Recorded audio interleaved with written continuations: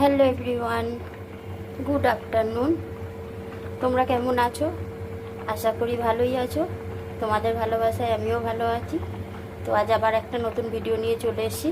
তো নতুন ভিডিওটা কি দেখি তোমাদের দেখাই একটু। তো আজ বানাবো হচ্ছে বিট বাটা।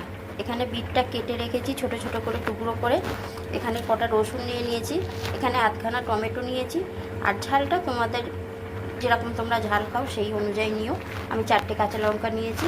বিট বাটাটা কীভাবে বানাই চলো তোমাদের সঙ্গে শেয়ার করি। আমি এই যে রসুনটা নিয়ে নিলাম, কাঁচা লঙ্কা নিয়ে নিলাম, টমেটোটা দিয়ে দিলাম, বিটটাও দিয়ে দেবো মিক্সির জারে, দিয়ে ভালো করে পেস্ট করে নেব।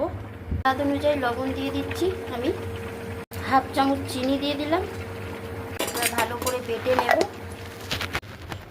বিট বাটাটা দেখো হয়ে গেছে। আর এখানে আমার মাছের ঝোলও হয়ে গেছে, বড়ি দিয়ে কাতলা মাছের আলু দিয়ে ঝোল। কড়াইতে তেল দিয়ে দিয়েছি, সর্ষের তেল। 1 চামচ কালো জিরে দিয়ে দিলাম ফোড়নে, একটা শুকনো লঙ্কাও দিয়ে দিলাম। এখানে পেঁয়াজের কোনো দরকার নেই, তোমরা চাইলে পেঁয়াজ দিতে পারো।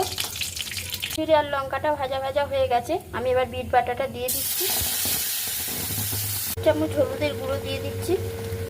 ভালো করে নেড়ে চেড়ে শুকনো শুকনো করে নেব। বিট বাটাটা দেখো হয়ে গেছে। 5-7 মিনিট এরকম নাড়াচাড়া করলেই কিন্তু হয়ে যায়।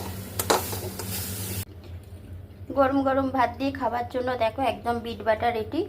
একবার হলো বাড়িতে বানিয়ে দেখো, খেতে কিন্তু খুব সুন্দর হয়।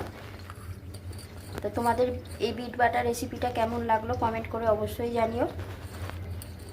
চলো এখন এই পর্যন্তই, টাটা।